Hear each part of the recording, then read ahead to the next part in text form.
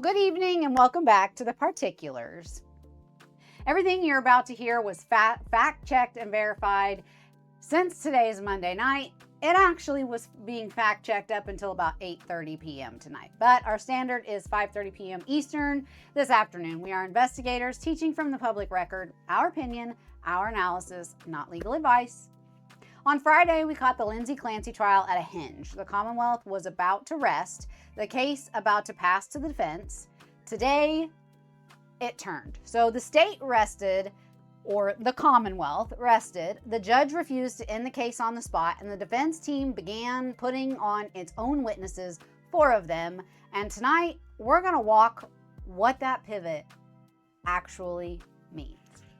We've also got the Tupac murder trial. Opening statements landed in Las Vegas today.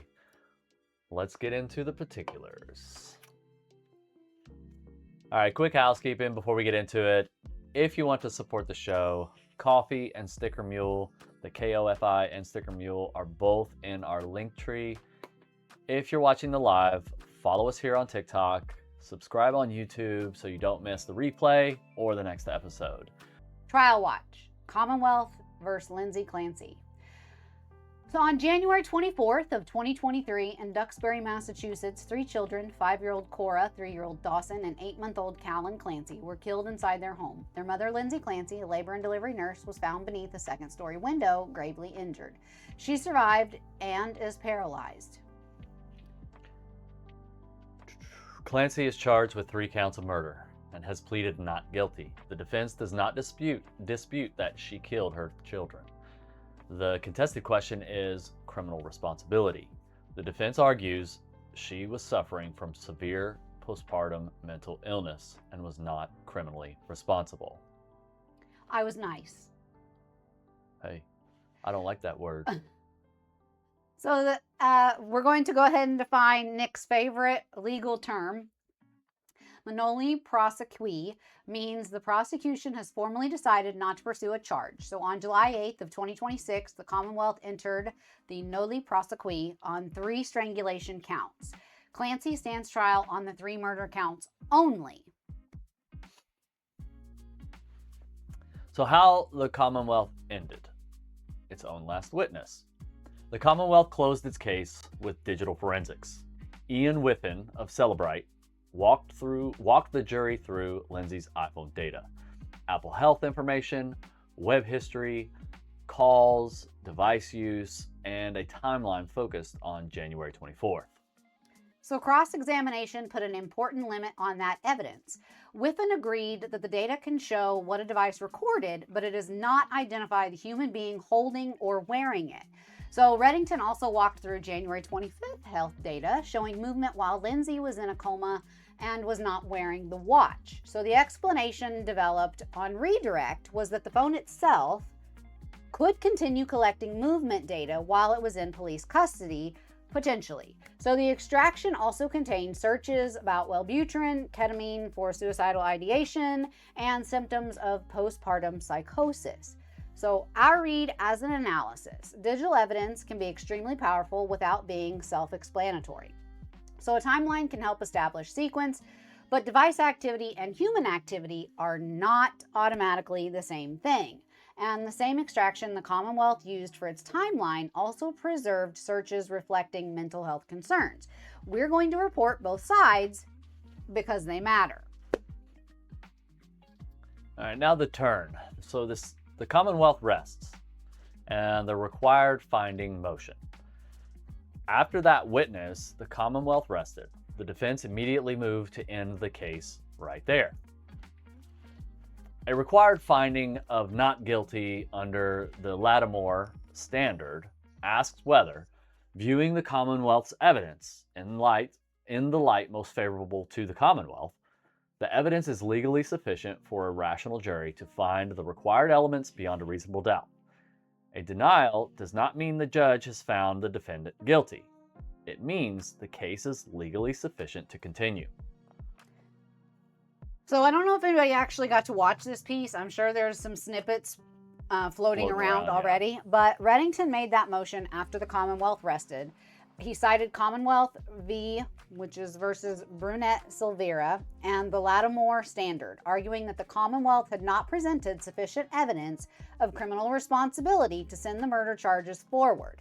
He asked for required findings of not guilty and, alternatively, asked Sullivan, which is the judge, to reduce the charges to second-degree murder, expressly saying he was not asking for manslaughter at this stage.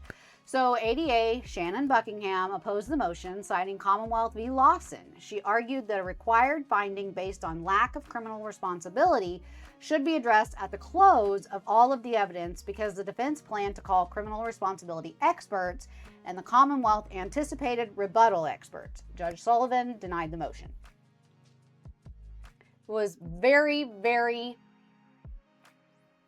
interesting to watch that play out. And it was kind of a standard motion filed by the defense. Given where they were in the case and what has led and I don't to that. I don't think he was ever not going to file that motion. That's just something you do for your defense because there's a chance that the case right then and there after the prosecution rests gets thrown out. So back to the order of the story. So the defense opens when they began their case after the motion was heard, and they did have a chance to argue both. Rather than jumping immediately to psychiatric experts, Reddington called 4 witnesses in sequence. So a longtime colleague, Lindsay's sister, Lindsay's mother, and an emergency medicine expert who reviewed the medical records. Watch what each witness adds to the foundation. So number 1, Margaret Hamp, labor and delivery colleague. Hamp worked beside Lindsay at Mass General for years and described a compassionate, kind nurse. The one you'd want at your bedside. On redirect, Hamp described a prior conversation about maternal mental health. She testified that she asked Lindsay whether she had heard of Andrea Yates. Hamp said Lindsay had not, began to cry, and asked how a mother could hurt her children. So let's talk about Andrea Yates. Andrea Yates was a Texas mother who drowned her 5 children in 2001. Her first conviction was reversed, and at retrial in 2006, she was found not guilty by reason of insanity. Her case is frequently discussed in conversations about postpartum psychosis and criminal responsibility. And an important distinction, Andrea Yates came into this trial through Hamp's testimony. We're reporting what this witness told the jury. We are not saying the Yates case and the Clancy case are the same. So number 2, Allison, is it Ozga? Mm-hmm. That's Lindsay's sister. So Ozga described a decline from Thanksgiving through December. Lindsay seemed off. Her mood worsened, insomnia continued, and she reported increasingly frequent suicidal thoughts. Ozga testified that Lindsay described feeling numb and hopeless and having suicidal ideation every day before admitting herself to, is it McLean? It's McLean.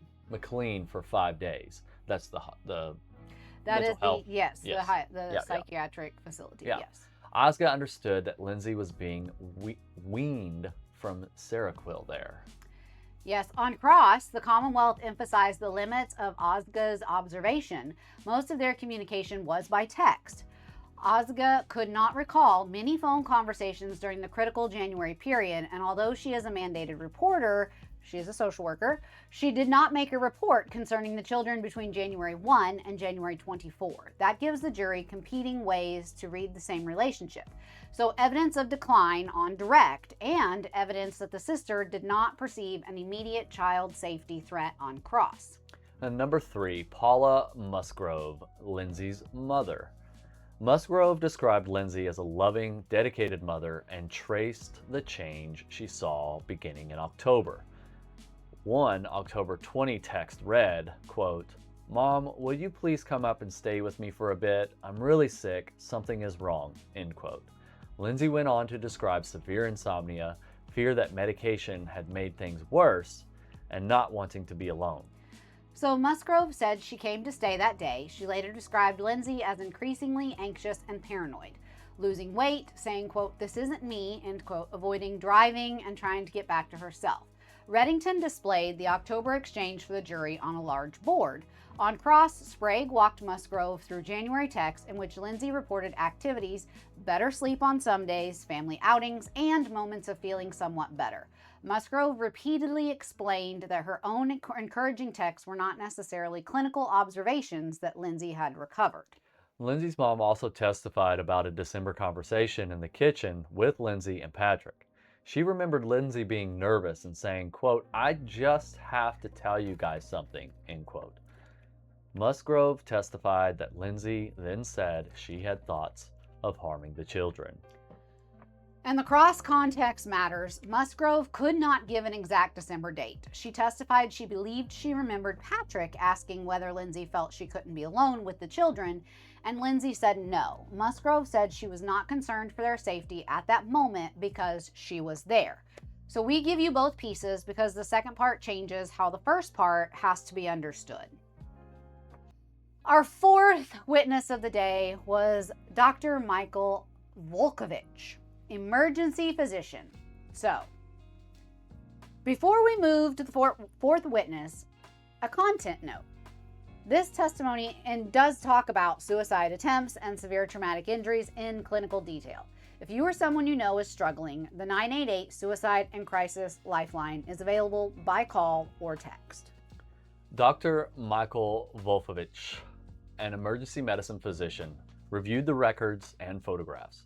He testified that Lindsay arrived with a Glasgow coma scale of 10, severe hypothermia at 82.1 degrees Fahrenheit, tachycardia, and low blood pressure. He describes lacerations to the wrists and neck, cervical and thoracic spinal fractures, and testified that a C1 fracture can affect breathing. She was transferred for a higher level of care and later required 2 rounds of CPR, blood transfusion, and bilateral chest tubes. So Dr. Vulfovich, there you go. It's very hard to say that, testified that the overall injuries were consistent with the reported mechanism, going out of a second-story window.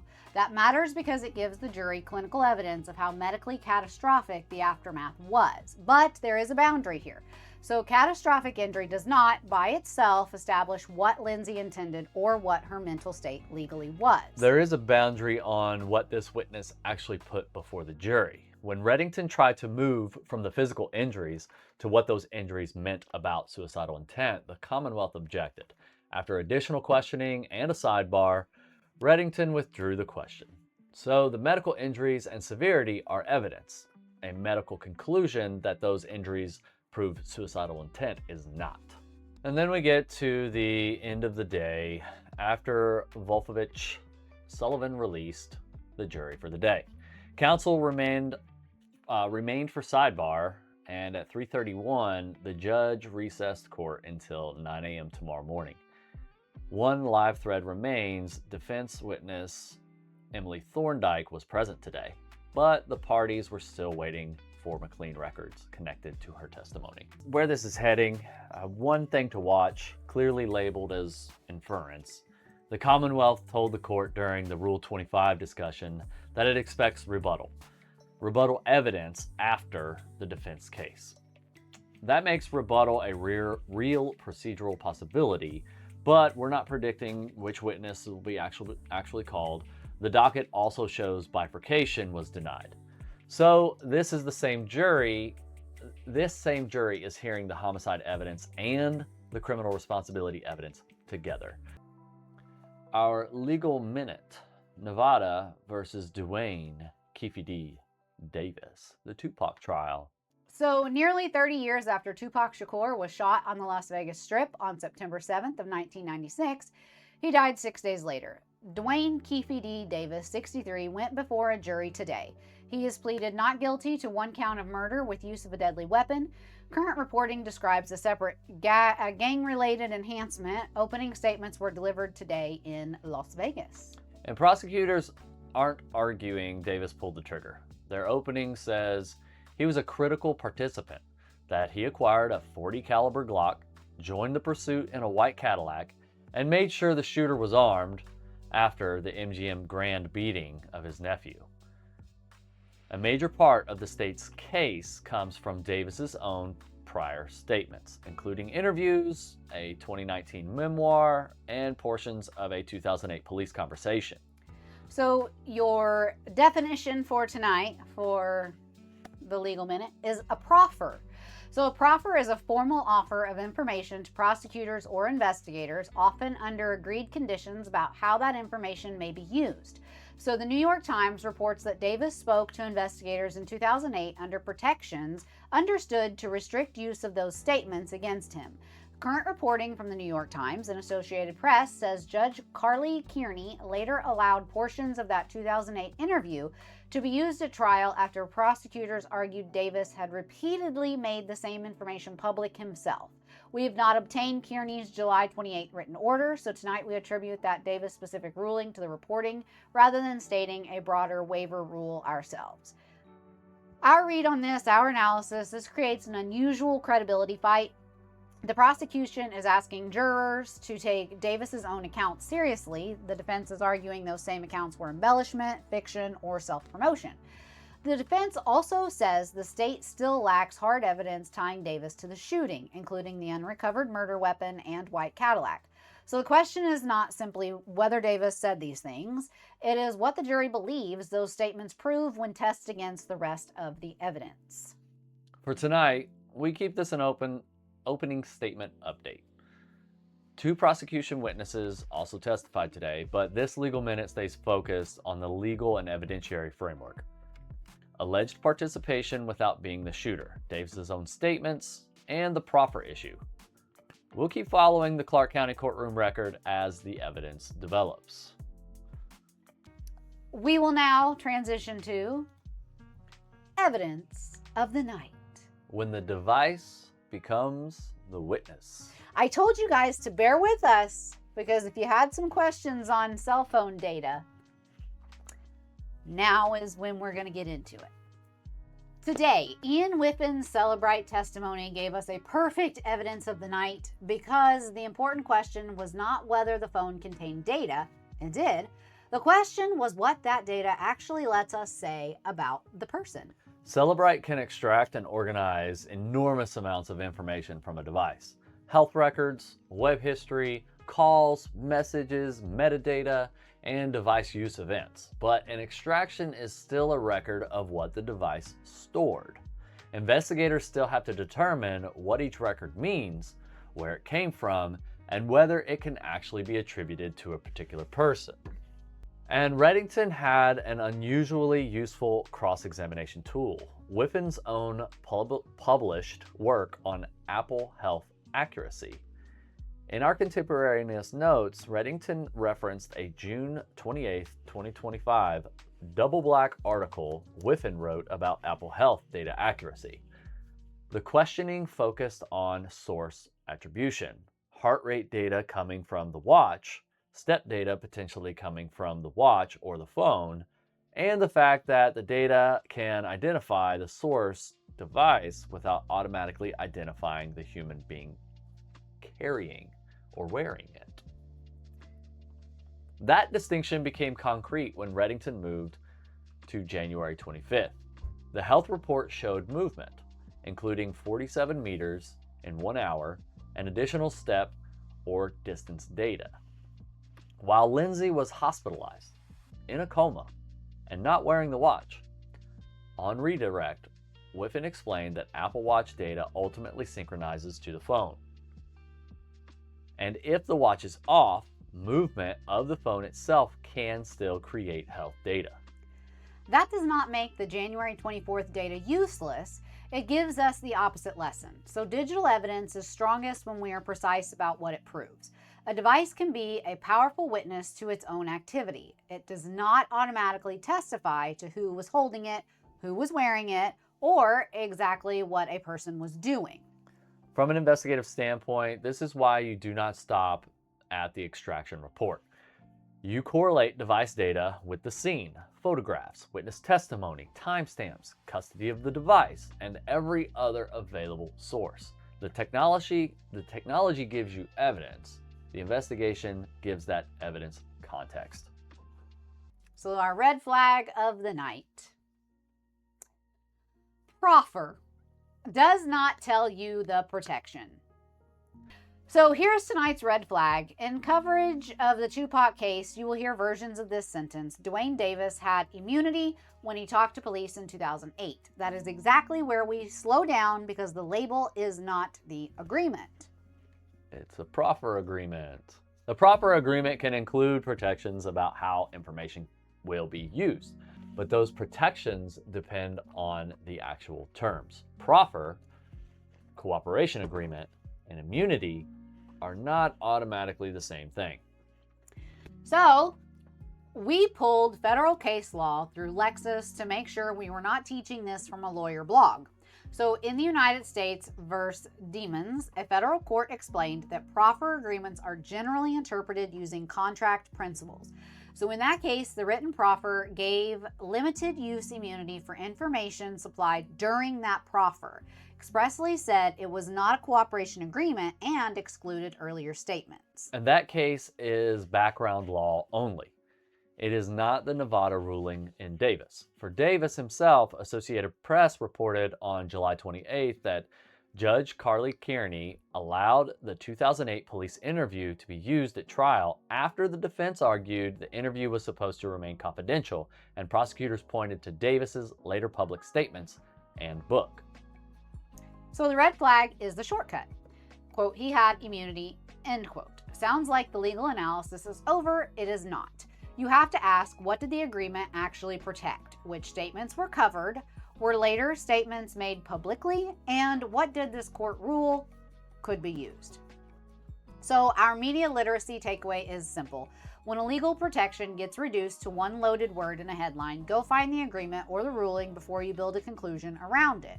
We're going to do a rundown of what we discussed tonight. In the trial watch, we covered today's testimony, day 14. Day 14 of the Lindsay Clancy trial. In our legal minute, we moved on to the opening remarks in the Dwayne Davis trial in the Tupac murder. And in the evidence of the night, we talked about Cellebrite and how device data is extracted and, I don't know, read or analyzed. And then our red flag, we just now discussed the differences between immunity and a proffer agreement and how they are not the same. And that has direct relation to what's going on in the Dwayne Davis trial. That's where the particulars stand tonight. If this is your first time here, we teach from the public record. We tell you what's confirmed and what isn't. And we never pretend a headline is a fact. If this work matters to you, do two things. Follow us here on TikTok and subscribe on YouTube. Both of those. That way you never miss a night. And if you want to support the show directly, you'll find us on Coffee and Sticker Mule, linked in our link tree. And because tonight's episode included testimony about suicide and self-harm, we want to leave this here again. The 988 Suicide and Crisis Lifeline is available by call or text. Our opinion. Our analysis. Not legal advice. Headlines end. The details begin. This has been The Particulars. We will see you Wednesday night, 9 p.m. Have a good evening. We'll see you on Wednesday. Bye, guys. Good night, everybody.